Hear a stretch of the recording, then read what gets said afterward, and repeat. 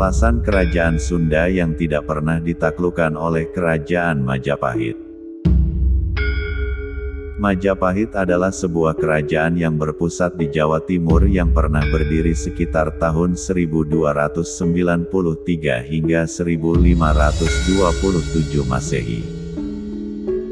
Kerajaan Majapahit adalah kerajaan Hindu-Buddha terakhir yang menguasai Nusantara dan dianggap sebagai kerajaan terbesar dalam sejarah. Kerajaan ini mencapai puncak kejayaan dengan menguasai wilayah yang luas di Nusantara pada masa kekuasaan Hayam Wuruk dari tahun 1350 hingga 1389 Masehi. Puncak kejayaan Majapahit tidak terlepas dari sosok Patih yang memiliki peran penting dalam perjalanan kerajaan, yaitu Patih Gajah Mada. Patih Gajah Mada memiliki cita-cita untuk menaklukkan semua kerajaan yang ada di Nusantara dan tunduk serta bersatu di bawah kekuasaan kerajaan Majapahit. Hal itu sebagaimana diucapkan oleh Gajah Mada dalam sumpahnya ketika ia dilantik menjadi seorang patih kerajaan yang dikenal dengan Sumpah Palapa. Berikut isi Sumpah Palapa Patih Gajah Mada. Lamun huus kalah Nusantara isun amukti palapa, lamun kalah gurun, ring seram, Tanjung Pura, ring haru, ring pahang, dompo, ring Bali, Sunda, Palembang, Tumasik, samana isun amukti palapa. Jika telah menentukan seluruh Nusantara, saya baru akan melepaskan kuasa. Jika sudah mengalahkan gurun, ring seram Tanjung Pura, ring pahang, dompo, ring Bali, Sunda, Palembang, Tumasik, demikianlah saya baru akan melepaskan kuasa. Di bawah kepemimpinan Gajah Mada, kerajaan Majapahit memulai serangkaian serangan keluar Jawa. Wilayah pertama yang diserang adalah Bali.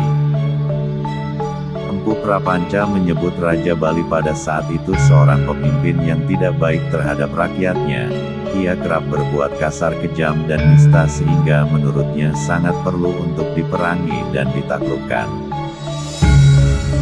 Di bawah pimpinan Gajah Mada dan Empu Adityawarman, setelah melewati pertempuran yang begitu lama dan melelahkan, akhirnya Bali takluk disusul dengan daerah Gurun atau Pulau Lombok. Serangkaian serangan militer serta diplomasi kerajaan Majapahit di bawah pimpinan Patih Gajah Mada membuahkan hasil. Tercatat hampir seluruh kerajaan yang berada di Sumatera, Kalimantan Semenanjung Malaya dan wilayah timur Nusantara berhasil ditaklukkan. Namun dari sekian banyak kerajaan yang disebutkan dalam sumpahnya, ada satu kerajaan yang tidak mampu ia taklukkan. Kerajaan tersebut ialah Kerajaan Sunda. Meskipun Majapahit mengklaim sudah menaklukkan seluruh kerajaan Jawa, namun nyatanya kerajaan Sunda tidak mengakui kekuasaan Majapahit dan tidak pernah ditaklukkan Gajah Mada. Berbeda dengan kerajaan lainnya, Majapahit tidak menyerang kerajaan Sunda, padahal termasuk wilayah yang dibidik oleh Gajah Mada agar sumpahnya terpenuhi. Pada masa itu, kerajaan Sunda adalah kerajaan tersendiri yang bebas merdeka. Saat itu, ada anggapan Sunda merupakan wilayah keramat yang harus dihormati, tak layak ditaklukkan secara militer. Menurut naskah Wangsakerta, Raden Wijaya Raja pertama dan pendiri kerajaan Majapahit adalah putra pasangan Rakeian Jayadharma dan Dyah Lembutal. Keduanya adalah putra Prabu Guru Darmasiksa, seorang raja dari kerajaan Sunda Galuh, sedangkan ibunya adalah Putri Mahesa Campaka dari kerajaan Singosari. Dengan demikian Raden Wijaya jelas merupakan orang Sunda Galuh merujuk dari keturunan darah ayahnya. Pihak Majapahit terutama Gajah Mada, merasa segan ketika mengingat wilayah Sunda sebagai wilayah yang kuat, aman dan stabil. Bahkan ketika wilayah timur terus-menerus dilanda kerusuhan dan peperangan serta perebutan kekuasaan, Penduduk wilayah kerajaan Sunda tampak tidak ditaklukkan dengan berbagai peperangan. Wilayah Sunda tetap tenang dan aman. Pada saat itu pun kerajaan Sunda dikenal sangat kuat dalam pertahanan dengan memiliki pasukan perang yang adu tanding, dan disertai dengan kemampuan bertempur yang sangat baik.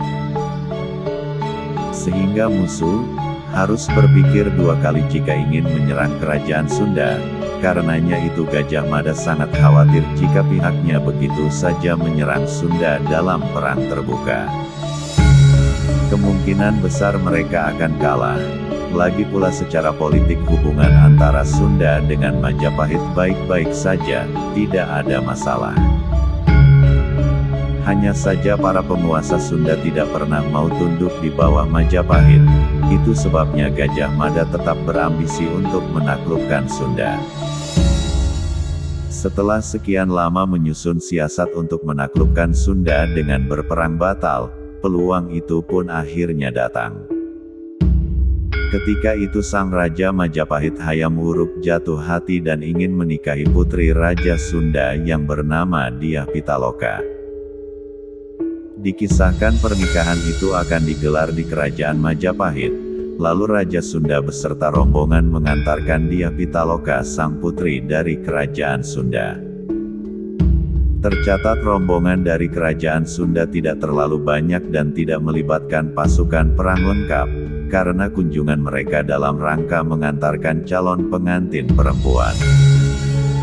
Namun di sisi lain Gajah Mada mengambil kesempatan itu untuk menuntaskan sumpahnya.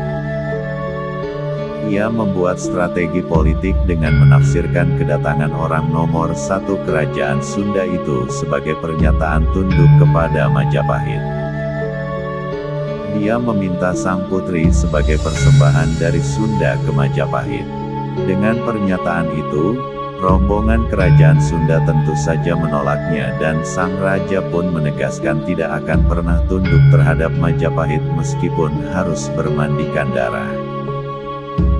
Akhirnya pernikahan itu pun gagal dan pertempuran pun terjadi antara pasukan Majapahit yang dipimpin Gajah Mada melawan rombongan dari kerajaan Sunda.